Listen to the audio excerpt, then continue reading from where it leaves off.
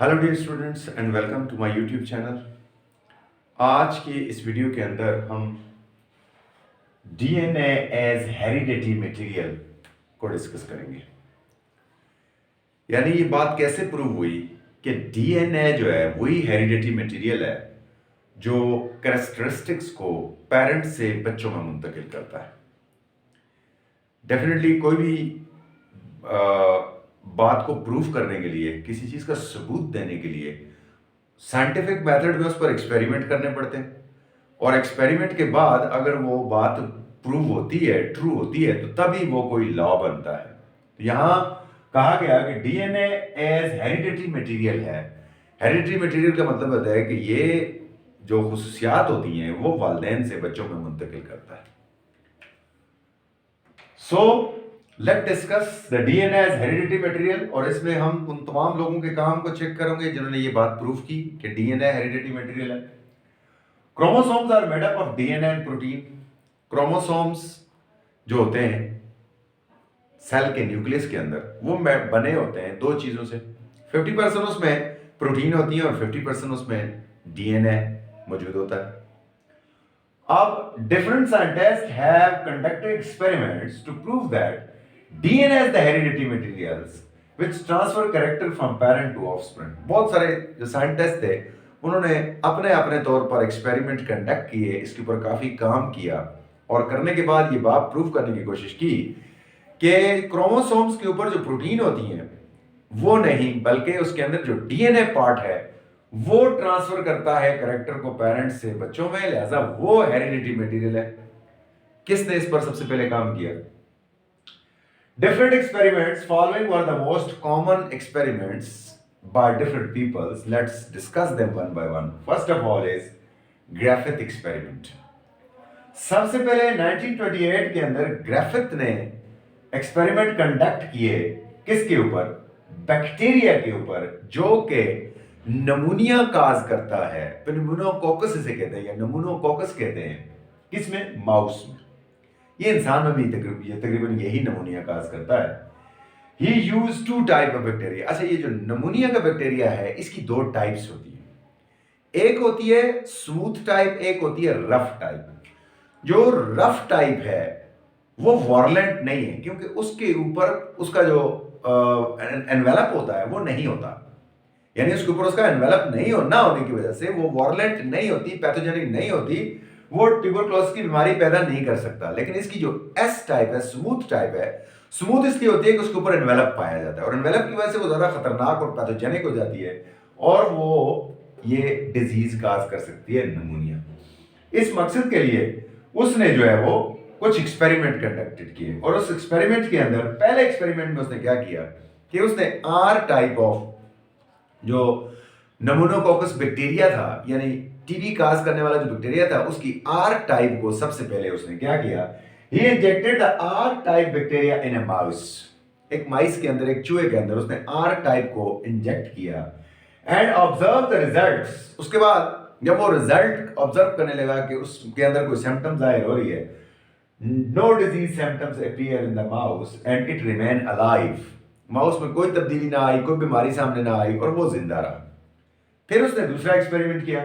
In his second experiment he injected the S type bacterium. अब उसने S type, जो मैंने बताया स्मूथ टाइप है, जो वॉरलेंट टाइप पैथोजेनिक है, जब उसको उसने इंजेक्ट किया, the mouse shows the symptom of tuberculosis, नमूनिया, and it was killed. Right? अब एस टाइप ने उस माउस को किल कर दिया, उसमें नमूनिया की अलामत जाहिर हुई, और जाहिर होते ही वो बर्दाश्त नहीं कर पाया और वो मर गया। अब उसने एक तीसरा एक्सपेरिमेंट किया। तीसरे एक्सपेरिमेंट के अंदर उसने क्या किया कि उसने जो एस टाइप थी उसको हीट किया, हीट दी, और हीट करके उसको एक हिसाब से किल्ड कर दिया, और किल्ड करने के बाद उसने फिर उसको माउस की बॉडी में इंजेक्ट किया और ऑब्जर्व किया। फिर कोई अलामत जाहिर नहीं हुई, क्योंकि वो मर चुका था, वो कमजोर हो चुका था, या किसी भी तरह से हीट की वजह से उसकी प्रोटीन अंदर से डिनेचर हो चुकी थी। अब उसने अलामत जाहिर नहीं की। Right?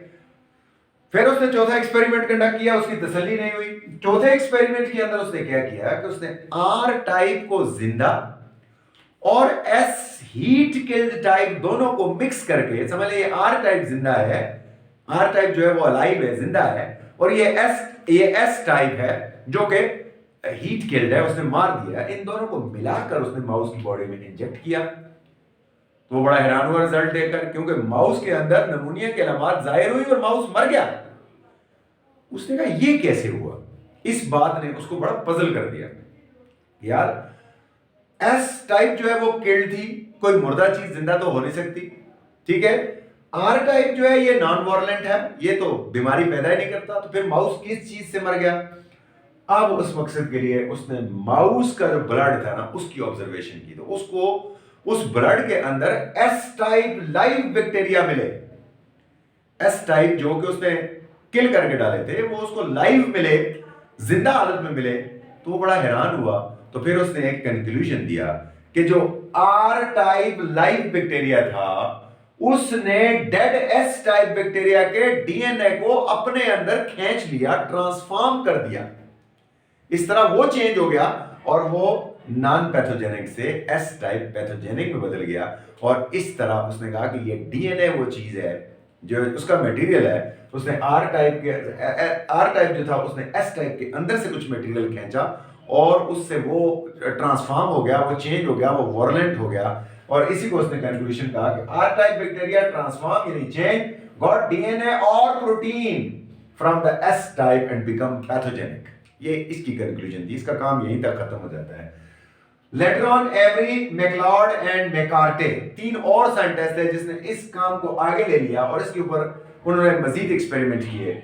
And later on the above mentioned three scientists experimentally proved that the correct characteristics were transfers from S type pneumonia to R type S type pneumonia bacteria to R type pneumonia bacteria, and they either due to the protein code or its DNA। अब बात तो उन्होंने ये बात कर दी कि जनाब ऐसा है कि जो ग्रिफिथ ने एक्सपेरिमेंट किया उसके एक्सपेरिमेंट में आर टाइप बैक्टीरिया जो था उसने एस टाइप बैक्टीरिया का डीएनए अपने अंदर ट्रांसफर किया या प्रोटीन ट्रांसफर किया, जिसकी वजह से वो पैथोजेनिक हो गया। लेकिन बात ये भी प्रूव नहीं कर पाए। इन्होंने सिर्फ इतना बताया कि उसने उसका जो है मटेरियल ट्रांसफॉर्म किया था, ये ग्रिफिथ नहीं बता पाया था। उसके बाद जो फाइनल रिजल्ट निकले वो निकले जनाब हर्शे और चेस की वजह से। हर्शे और चेस दो और साइंटिस्ट थे, इन्होंने कंप्लीटली और क्लियरली इस बात को प्रूव कर दिया कि नहीं, प्रोटीन नहीं बल्कि टोटली डीएनए जो है वो ट्रांसफर करता है कैरेक्टर्स को पेरेंट्स से बच्चों में। और इस मकसद के लिए उन्होंने जिस चीज पर काम किया वो था बैक्टीरियोफेज। फेज एक ऐसा वायरस है जो कि बैक्टीरिया के ऊपर अटैक करता है और उसको किल कर देता है। लेकिन जब ये फेज बैक्टीरिया के ऊपर अटैक करता है तो ये फेज बहुत सिंपल होता है, इसका सिंपल सा हेड होता है। कुछ यूं देख ले, मैं आपके सामने बनाता हूं फेज को। फेज जो है इस तरह का हेड रखता है, हेड के नीचे इसकी टेल होती है, ठीक है जी, और टेल के साथ यूं टेल फाइबर्स होते हैं। और जब ये चाहता है ये किसी भी बैक्टीरियम से अपने आप को यूं अटैच कर लेता है इस टेल फाइबर्स की मदद से, और इसके अंदर इसका यहां पर डीएनए मौजूद होता है, ठीक है जी। इसके अंदर समझ लें यहां इसका छोटा सा डीएनए होता है। अब ये क्या करता है कि इसको लाइटिक एंजाइम के जरिए बैक्टीरिया की वॉल को फाड़ता है, ब्रेक करता है, डिस्ट्रॉय करता है, और अपना सिर्फ ये डीएनए इसके अंदर इंजेक्ट करता है, जिसकी वजह से डीएनए इसकी पूरी मशीनरी को कंट्रोल करके अंदर बहुत सारे अपने जैसे वायरस पैदा कर देता है। तो उसने ये बात इन दोनों ने प्रूव कर दी। हर्शे और चेस ने अपने एक्सपेरिमेंट के बाद ये बात प्रूव कर ली कि जनाब अगर प्रोटीन से होता तो प्रोटीन भी अंदर जाती। अब प्रोटीन नहीं, सिर्फ उसका डीएनए अंदर गया है, और डीएनए अंदर जाने की वजह से उसने जो है अंदर अपने जैसे नए बैक्टीरिया, नए जो वायरसेस हैं, फेज हैं, वो प्रोड्यूस कर लिए हैं। लिहाजा जो तमाम एक्सपेरिमेंट का निचोड़ निकला उससे ये बात निकली कि DNA is the hereditary material that transfer characters from parent to offspring. तो यही बात इसमें लिखी। Hershey and Chase clearly proved that the DNA is hereditary materials and not the protein. Protein नहीं.